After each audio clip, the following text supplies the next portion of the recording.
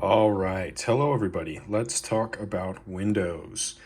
So I've had the Steam Deck here for a little while now, and I think it's a hot topic that I like to talk about a lot with the Steam Deck versus other handhelds in the market right now.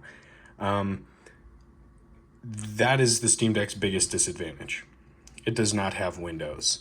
And there are a lot of things that come alongside with that, but I'd say that is the biggest disadvantage. If you're looking at a handheld on the market right now and you have a bit bigger of a budget, there are some pretty good ones right now that almost all of them come with Windows. This is probably the only Linux-based operating system on a handheld that comes stock with it. That might sound stupid saying, but I just wanted to get that out there. So you know that any other handheld, almost any other, besides obviously the Nintendo Switch, will have Windows. And the Steam Deck is probably the most talked about. Before I got the Steam Deck and started looking into handhelds a bit more, I didn't really know about some of the other options. The Neo, stuff like that. I had no idea they existed, frankly. Their price is a little bit more than I'd like, but it is possible to get Windows running on here. Now, this is not a tutorial. There are many tutorials on YouTube how to do this. Some are a lot longer than they should be, but it can be done. Now, if you are going to be running Windows, run Tiny 11. It is a lot smaller, it has a lot less bloatware, and it is just the essentials. And that is perfect for what you're trying to do here on the Steam Deck. I'll tell you some of the issues I ran into so that you know what to expect if you're going to be downloading Windows onto the Steam Deck. And maybe this will kind of give you a second chance to think, is this something that I'd like to purchase for myself, or should you wait maybe for, say, the ROG Ally? It is pretty hard. There are a lot of things that you need to get. A micro SD card. I know that might sound kind of silly, but when you're kind of gaming on a bigger setup like this, a micro SD card isn't the first thing everyone has ready. You need that. You need it's a micro SD. It's a whole lot of stuff. I'm just going to sound like an idiot if I try and list everything out. It's pretty much like 4 things that you need to buy. In total, it can be around $30 to $40. That's before you've even bought the license for Windows, because this doesn't have Windows on it, so you need to buy a license for Windows. So in total, depending on where you get your license, you're looking at around $50 to $60 in total for everything, which is not the greatest. If you're just looking to see if you might like Windows on the Steam Deck, that's kind of a lot to throw down just to see if it would be something that you're interested in. And I know right now that I don't really have a lot to look at here, and it's mostly just my dialogue. Don't really have a setup, don't have a camera. This is just the 13 Pro. I think it does a pretty good job. As soon as I start playing, maybe I'll turn something on in the background. As soon as I start playing, the fans start to kick up pretty loud, which is one of my biggest complaints with having the Steam Deck, is it can get very loud very quick. Now, Tiny 11 was awesome. When it did work, it was awesome. Being able to hop on at night, whatever, and play the games that I wasn't able to play because this is running Linux was a pretty cool experience, I won't lie. But it did have a lot of issues. Whenever you would try to boot up the device into the SD card, because you're running it off of the SD card, which is in that slot right there, you have to select that boot every single time. And whenever you want to switch back and forth, you have to change it every time. There were a couple times when my device would just turn black and kind of stay there. I wasn't seeing... There were a lot of fixes and stuff online, and it was just mostly holding the buttons down for 5 minutes, which is pretty scary, because running Windows off an SD card isn't necessarily like the first thing that I think that the developers thought you were going to do. So in my mind, I thought, I had broken my Steam Deck. And that was before I had ordered my Ally, so I was pretty nervous. Another issue that I ran into was download speed. So whenever you're downloading a game on the computer, it's way consistent, right? Like it's a super steady, whatever, 50, 60 per second. When you're trying to download something off of an SD card, for whatever reason, it will take days. Something like this, like Resident Evil 4, if you wanted to download this and run it off the SD card, just something 50 to 60 gigabytes, you're looking at 2 days. I don't know how well that will resonate with everyone else's experience, if that's just something I ran into, but I think it's very important to mention because you've already spent it. To put in perspective, you've already spent $50. You've already spent however much you spent, whichever model you get, this here being the $700 model, plus another 50 on top, and you can't even play your game because you have to wait. You could have some of the best Wi-Fi. It does not matter. Love Control, by the way. Have been playing that in Resident Evil pretty a bit recently. I've been having a lot of fun with those. I think that Windows being able to run on here is really cool. And I think that's kind of what I'd like to get the message across. But it just doesn't make sense when every other handheld has Windows already on it. Having the ability to click a button like this, go to the home screen, just like that. Really cool, like a console, like a PS5, like an Xbox. This is a really cool interface, and that's what I think this has going for it that a lot of other devices don't have, but something that Steam doesn't really mention. I mean, they're fairly welcoming of competition, I'll give them that.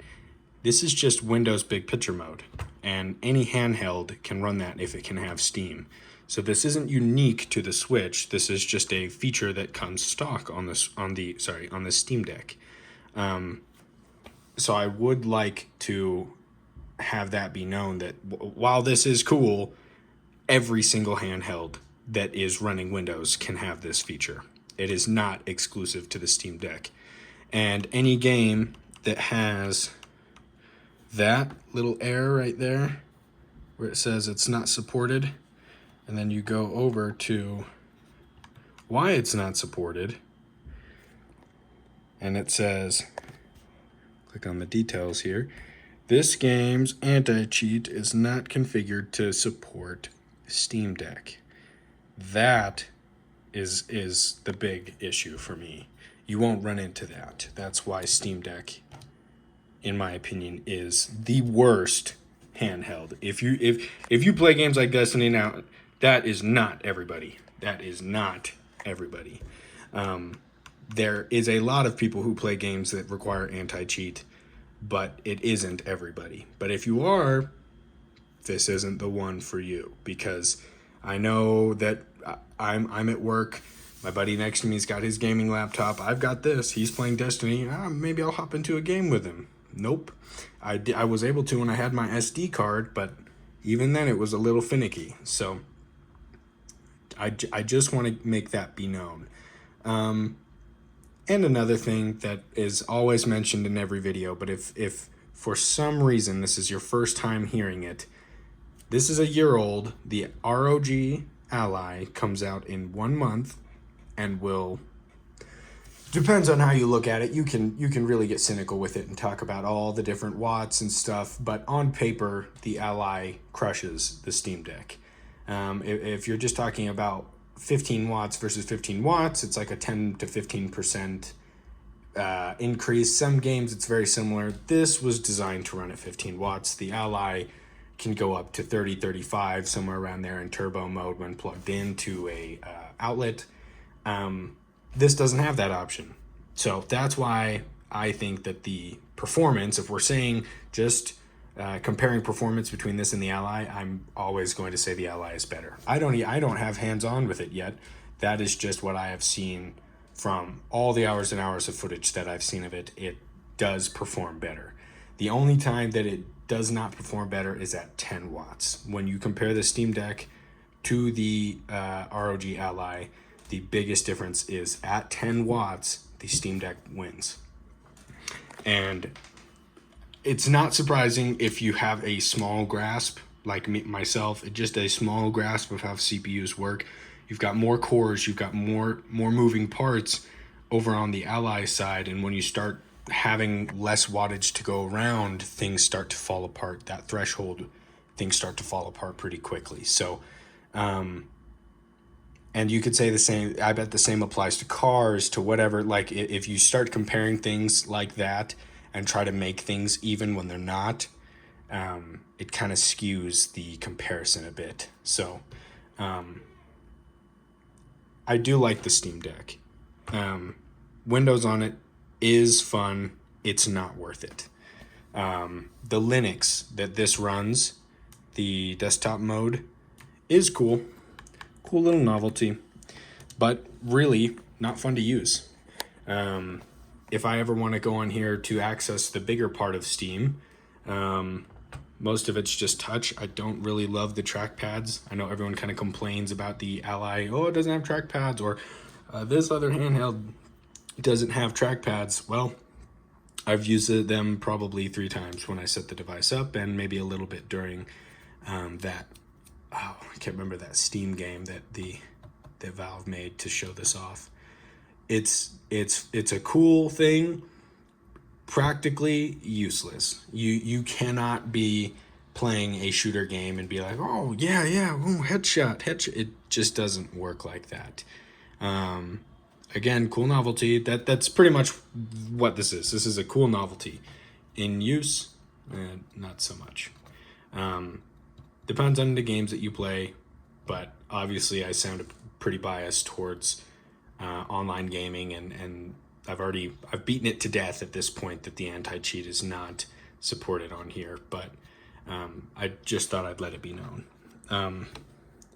So yeah, I'm excited for what's to come with the Ally. I'm definitely going to be reviewing that and giving my honest thoughts. I'm trying to be as unfiltered as possible. I have like 10 subscribers, so there is nothing but biasing me right now other than my own up and comings and my own opinions, which I think is very important. A lot of these people who receive devices to test or to review or open, unbox, they got all that for free. If you see someone have the Ally, the controller, all this other stuff, they didn't just go out and buy all that unless they tell you they got sent that. And I'd be pretty hard pressed. If I was sent a $700 device to review, I'm not gonna diss on that. No matter how bad it is, I'm really gonna try my hardest not to, because you want more free stuff in the future. It depends on if this is your career or if this is something you do on the side. It really just depends on how these YouTubers view this device. If this is something they were going to buy anyway, or if are they a handheld gaming review channel? Are they coming out and telling you they're unbiased? I think that's very important and notes to take when you're trying to make it an important decision.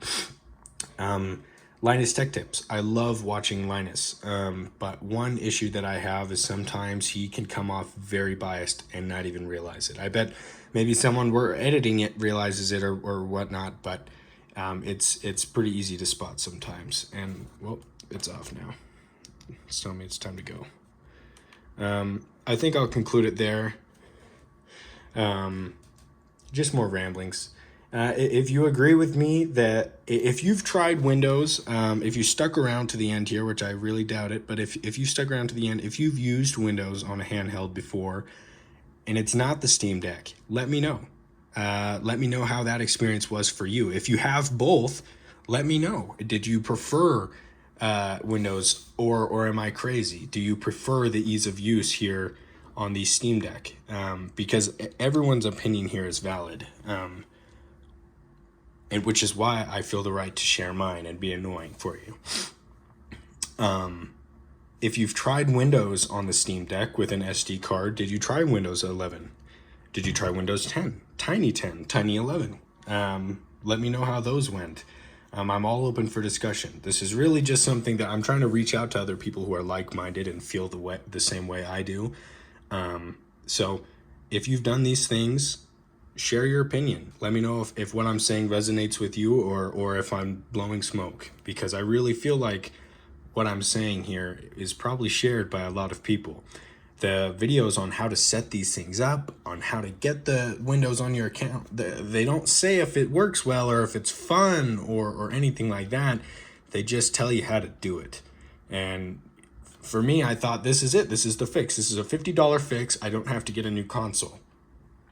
It was not. And it kills the SD cards. That's pretty big. If you're getting like a $50 SD card, micro SD card, it'll kill it. Look it up. Look up on Reddit. It kills them. Windows reads and writes like crazy. Those SD cards are not made for that. It will destroy your SD card. Give it a couple months. That's why I put it back in my Switch, because that was a pretty expensive SD card. But we're running pretty long here. I appreciate your guys' time. And honestly, if you liked the video, leave a like. If you didn't, let me know. And just leave a comment. Let me know what you're thinking. No intro, no outro. Just gonna end it pretty abruptly, like Moist Critical. But thanks for watching. Bye-bye.